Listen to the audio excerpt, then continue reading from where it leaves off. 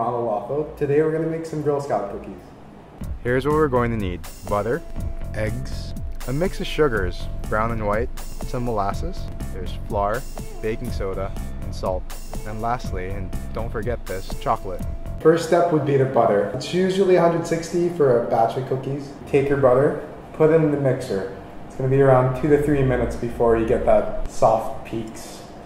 Next step would be put the sugar in. There's different ratios, brown sugar to white sugar. I have my own. There's a secret trick here. I put molasses in mine, so that makes it cookier. Put this in the mixer, it'll take about 2 to 3 minutes to cream. Next step would be the eggs.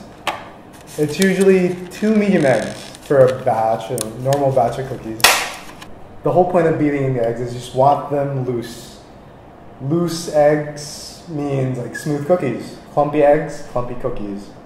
Next thing to do would be to put them in the cookies. Okay, beating the eggs. You're looking for something like this, which is roughly double the volume. All you have to do is add the flour and add the topping of your choice, which leads us to the next step, the flour. Dry ingredients for cookies are usually made out of flour, baking powder, baking soda, salt. If you have like 100 grams of flour, you'll have like 5 grams of salt, 3 grams of baking powder. What I do is I put half in. That prevents the clumps. To not make a mess, you can just pulse it a couple times. I'd say less than 30 seconds. Try to get it under 20 as long as everything's mixed. So put in your second batch.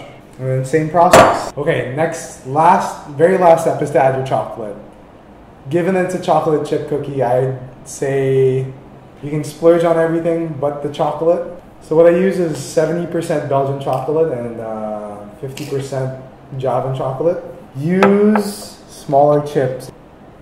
Smaller chips, more even blending. Bigger chips, you get clumps. For this, I just pulse it 10 times, it should mix it well.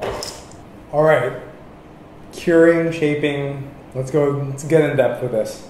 It's usually terribly hard to scoop frozen dough. So what I do is I scoop them prior. There's actually sizes to ice cream scoopers. This is like a number 6. It does 45 gram cookies. And it's easier if you use an ice cream scooper because you want your cookies all the same shape. So that's one. You basically just keep going until you run through your dough. And then afterwards you want to cover this with some sort of cling wrap. There's 2 things why you want to cover it in your refrigerator versus leaving it there. Pastry dough is like a sponge. So if you have like longanisa, you're going to end up with like longanisa chocolate chip cookie. These are how your cookies would look like after, let's say, 24 hours of curing. The basic rule of thumb is the longer you keep the cookies in the fridge, the better they'll taste.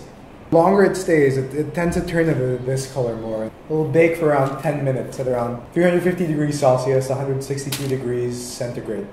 And what you do when you're baking it is, I recommend you alternate it halfway through. So 5 minutes on the top rack, take it out, flip it around, 5 minutes on the bottom rack, and then that's it. If you follow it as close as you can, you get something